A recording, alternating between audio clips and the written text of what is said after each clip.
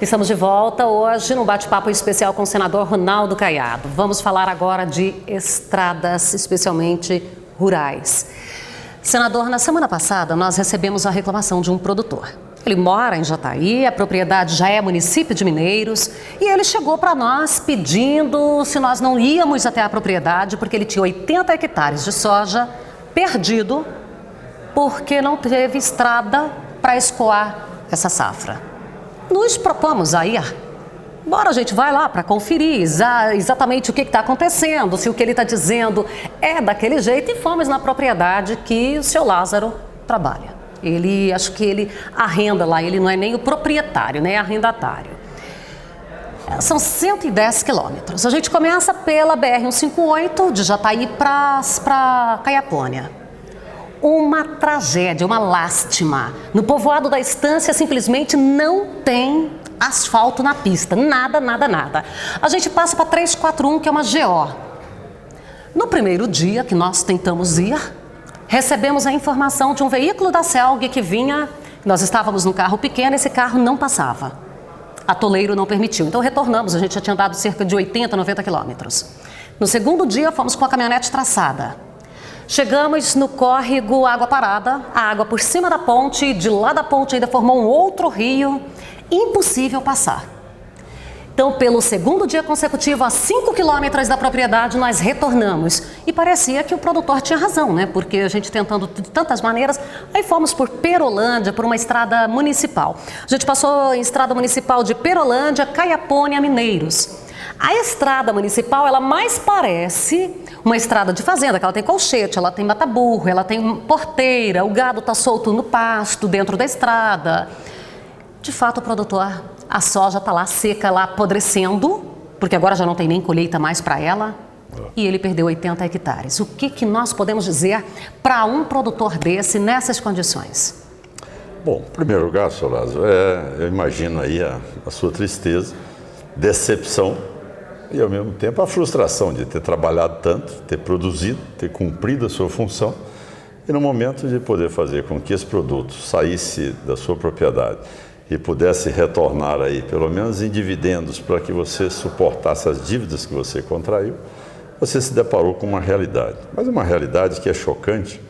Nós não estamos falando aqui no norte do estado de Goiás, nós não estamos falando aqui no norte do Pará, nem de Roraima, nem de Rondônia, nem do Acre. Nós estamos falando na região mais desenvolvida do estado de Goiás, que é exatamente no sudoeste goiano. Você imaginar que você ainda depara com situações como essas. Quer dizer, isso é algo totalmente desrespeitoso, isso é inaceitável, inadmissível. Mas o que você vê é que o governo cada vez mais gasta com publicidade, né? Cada vez cria uma propaganda para vender para a população brasileira que tudo está às mil maravilhas, como também aqui no estado de Goiás. E, no entanto, as pessoas como o senhor Lázaro está lá, sem poder dar conhecimento, graças a você, que pôde levar a realidade dele na tela da televisão. Mas e agora? O que o Estado vai fazer por ele? Quer dizer, ele simplesmente vai quebrar? Qual é a indenização que ele teria disso? Em qualquer país sério do mundo, é lógico que ele seria ressarcido, porque não foi por incompetência dele, foi por falta daquilo que é obrigação do Estado, não é do cidadão. A ele cabe produzir e ao Estado cabe construir as condições para que esse cidadão tenha como fazer o transporte até um centro possível de ser comercializado o produto. Então, isso realmente que nós estamos assistindo, o que eu quero chamar a atenção é que, se nós estivéssemos ouvindo esse relato seu, tá certo? Em estados do norte do Brasil, nas regiões mais distantes de Goiás, no norte também, aí as pessoas lá ainda são até mais tolerantes, porque lá ainda nós temos ainda ligações entre cidades que nem ainda o asfalto chegou, para você ver a situação de Goiás, né? Parece que é um estado que nesses últimos anos ele só assiste propaganda. Essa é a grande verdade. Ou seja, o objetivo de governar Goiás é iludir e enganar as pessoas com propaganda. As ações mesmo, concretas, para dar condições de infraestrutura ao setor na região mais rica do estado de Goiás, mais produtiva do estado de Goiás, é isso que você está relatando. 3 dias para fazer uns 110 desculpe, né, quilômetros.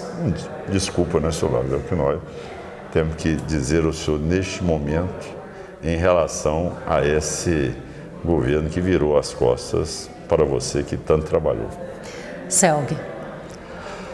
Bom, CELG é um outro ponto que eu quero pedir a atenção de vocês agora. Olha, a CELG é uma luta antiga. A CELG sempre foi um orgulho para todos nós goianos. A CELG, ela tem assim mais ou menos a imagem do que era a Petrobras para nós no Brasil. Era motivo de você dizer, bom, em Goiás eu tenho a maior empresa do Centro-Oeste brasileiro. Nós temos a CELG. Então a pessoa... Né, encheu o peito. Encheu o peito, falava realmente alto. O que é que nós estamos assistindo?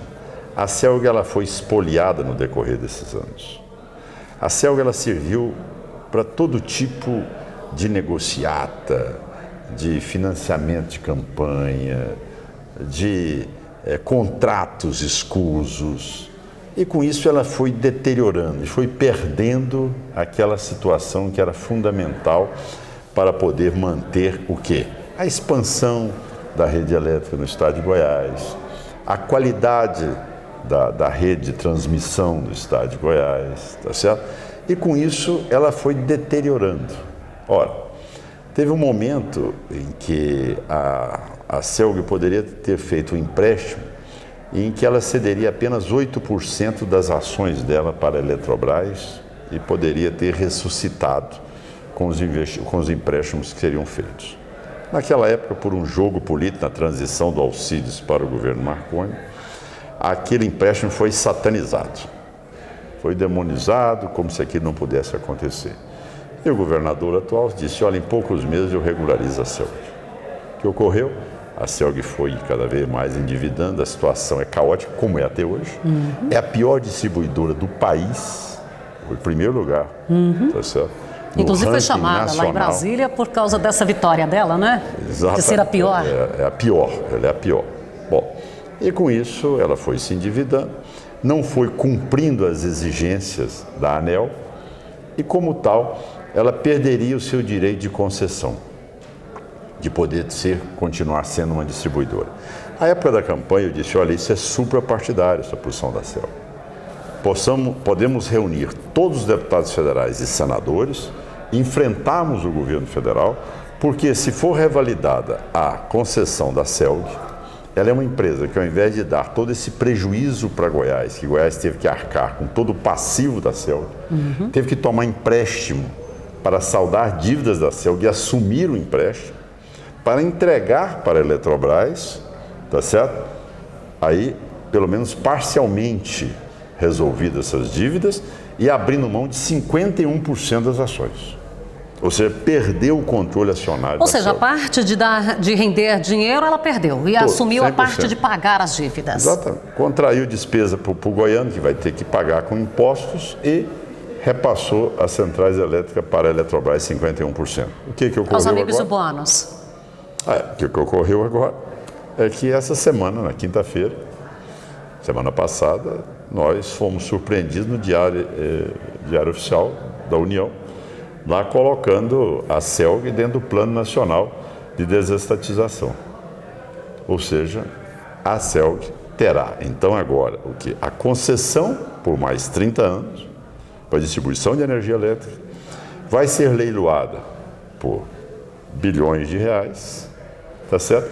E Goiás perdeu a maior empresa, vai passar a ser uma empresa privada, que não vai ter interesse de desenvolver a luz no campo nas regiões mais carentes, porque ali não vai dar retorno para ela poder expandir a sua política. É uma empresa que ela visa lucro. É uma empresa que, lógico, você não pode condená-la por claro isso, que não. Não é verdade?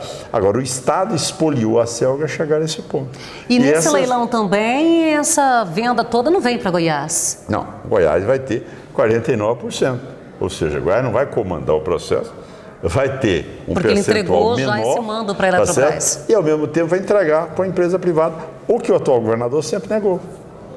Então, quanto a isso, essa semana eu vou já providenciar a ida de toda a diretoria da Eletrobras para que possamos voltar a este debate e mostrar que o que está acontecendo com a CELG, infelizmente, é o que está acontecendo com a Petrobras hoje no Brasil. E tem possibilidade de criar, já que você cita essa semelhança, essa analogia Petrobras e CELG, de criar um processo investigatório em cima da CELG para descobrir ali onde que está esse vazamento ou onde que foi esse vazamento? Porque hoje já não tem mais o que vazar também, né? O problema é que essa matéria deveria ter sido feita exatamente pela Assembleia Legislativa, em primeiro lugar. Foi instalada e foi inconclusiva. Então depois ela já foi transferida para a Eletrobras. Hoje não é propriedade mais de Goiás. Goiás não tem mais essa autonomia de querer nada. Não tem mais controle sobre isso. O que nós vamos fazer é uma frente para denunciar um assalto que está sendo feito ao meu estado, ao nosso estado. Esse é que é o ponto que nós temos que reagir duramente. Não é possível nós aceitarmos com que, para não abrir um caixa preta da empresa, tá certo? Que foi muito bem guardada com 7 chaves, blindada, Goiás tem hoje um dos maiores prejuízos e perde aquilo que fomenta, que orienta o desenvolvimento no estado de Goiás. Como é que você vai ter desenvolvimento sem ter energia? Como é que você vai ter desenvolvimento sem levar às regiões mais distantes do estado essa condição mínima de energia elétrica? Se você está dizendo aí do seu Lázaro com a falta de rodovia, imagina bem o cidadão hoje no estado de Goiás que não tem acesso nem a essa luz monofásica. Então é uma pessoa que está totalmente excluída das condições mínimas de mercado. Só uma correção, é o que eu estou me lembrando. Não são 195 milhões de reais, né, para o custeio da safra agrícola. São 195 bilhões de reais. Tá certo? Isso foi uma falha que eu acho que eu cometi. Estou puxando aqui pela memória, mas acho que eu cometi essa falha. A cabeça do senador está muito boa, viu? Errado, senador, né? Obrigada por esse momento aqui e certamente assuntos que são extremamente relevantes ao produtor. Muito obrigado, um abraço a todos e vamos continuar essa luta lá no Senado Federal, lutando por pontos e por posições que vocês sabem, principalmente você, produtor rural, sabe que nós já fomos vítimas do populismo e da demagogia. E todo governo, quando vê um processo inflacionário, juros altos, quando ele não quer reconhecer sua incompetência, ele tenta repassar para o produtor rural a responsabilidade do aumento da cesta básica ou da escassez no país. Então, fique atento e que neste momento, mais do que nunca, é hora da classe estar unida e mobilizada para que não deixemos o Brasil caminhar por essa onda populista que querem implantar aqui no país.